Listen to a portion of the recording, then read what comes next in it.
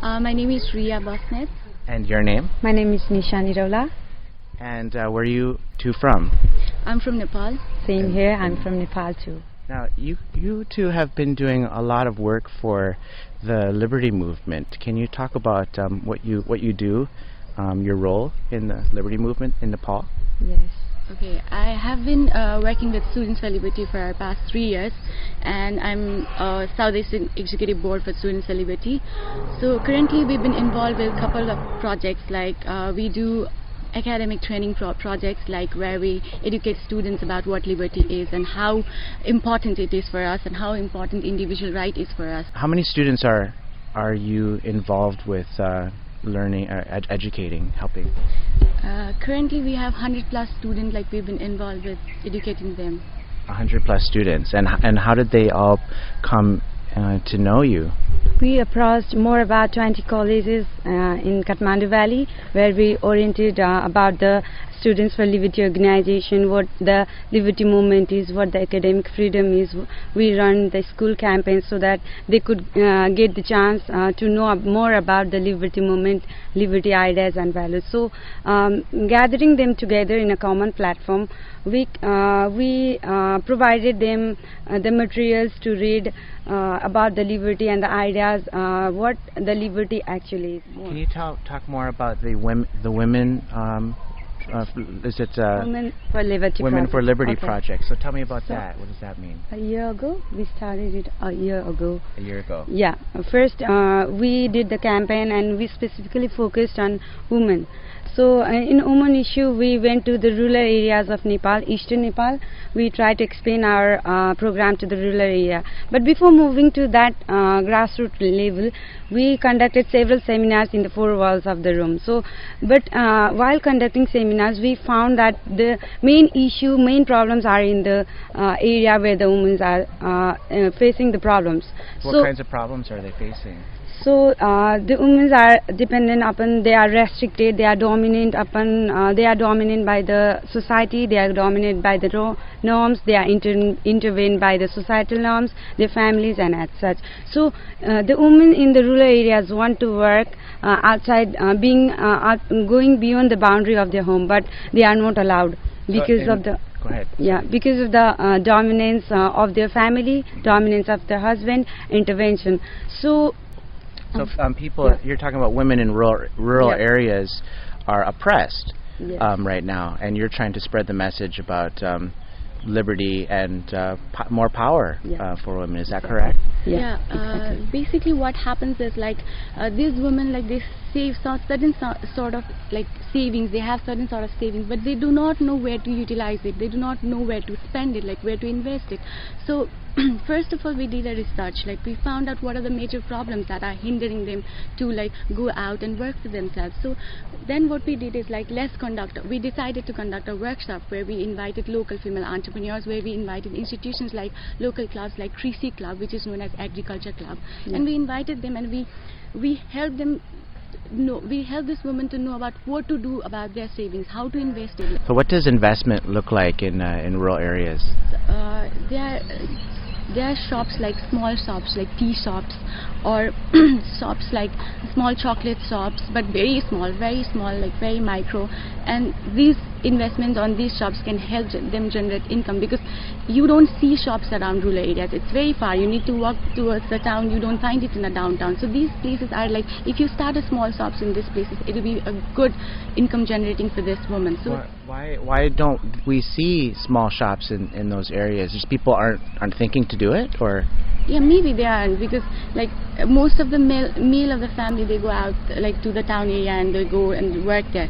But inside the downtown area, you don't barely see it. So these women were educated to start up a small shop, which does not even exceed to $50. Like you only need $50 to start up a small shop. Yes. $50? Yes, it's a small shop, like tea shops. Like you don't have to put up a structure for that. You just have to have a mat, and you just sit there and you just have your products like lying down on the mat, and you just sell it out. So that's what they've been like teaching them. And some of the women have started up the small shops, and other women, like they've been provided with skills like how to grow mushroom vegetables or how to grow vegetables that they can go to the town and sell it to the town. So these trainings have been given so far. So we've been connecting them with the institution who has been providing this sort of trainings. I see. And the institution is? Krishi Club, Seva Nepal, these are the local institutions that have been like assisting them. And Plan International, we've been frequently connecting with Plan International, that is in Biratnagar. I see. Okay. I'd like to add up to Ria. So what happens in our village, in our community is there is a certain group of women who gather in one place and do some sort of saving once in a month. So we like the idea and we convey the message to the local institution to orient them regarding that sort of thing. If the women in the areas get connected and gathered in one place once in a month, once in a week for the saving, that saving could be utilized in other investments. So with this we get we like the very idea, and that savings is converted to that savings is utilized to their small business sort of things. So savings is the means to prosperity. Yep.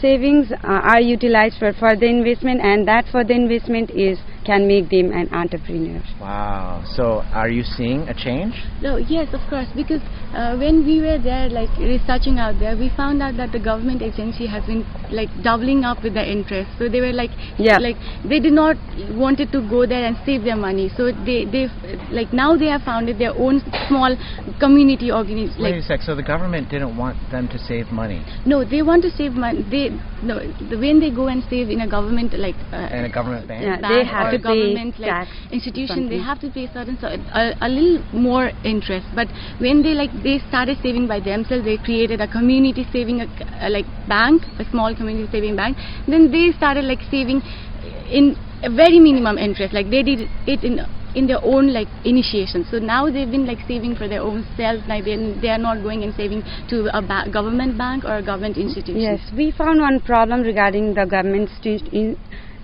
registering in government institution. The government institution has laid down more procedures, so people don't want to be bound by such procedures. So they want to start up own community savings so that the procedure is less, hindrance are less, so and they can do more work in the less time. Procedures slow things down. Yeah. Oh, okay. And the private small banks are a lot better. A lot better. Oh, okay, great.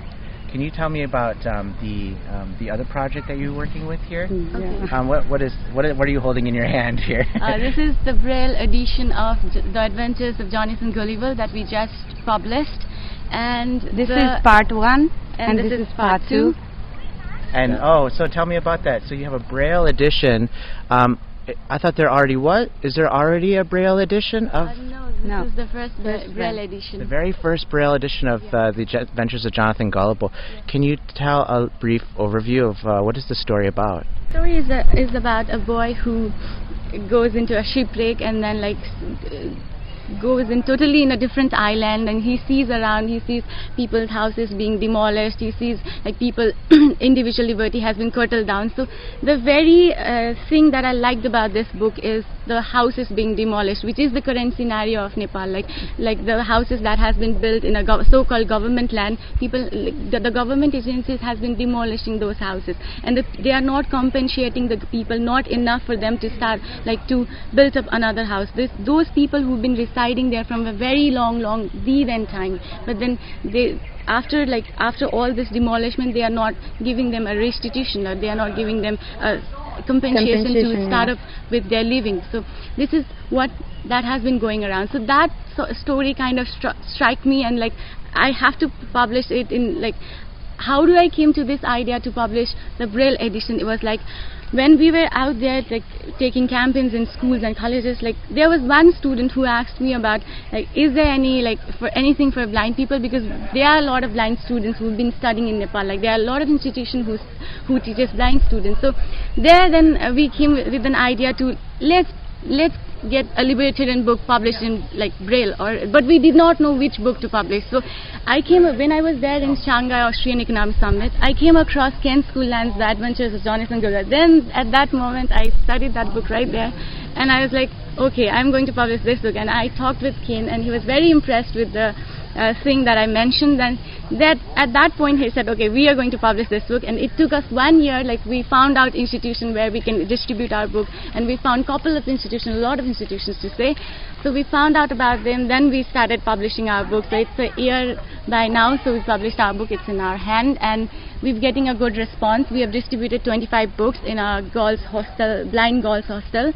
So we've been also planning to publish it in Nepali version, because English version is like quite a little bit not easy for them to understand. So we were there to orient them about the book. Like, we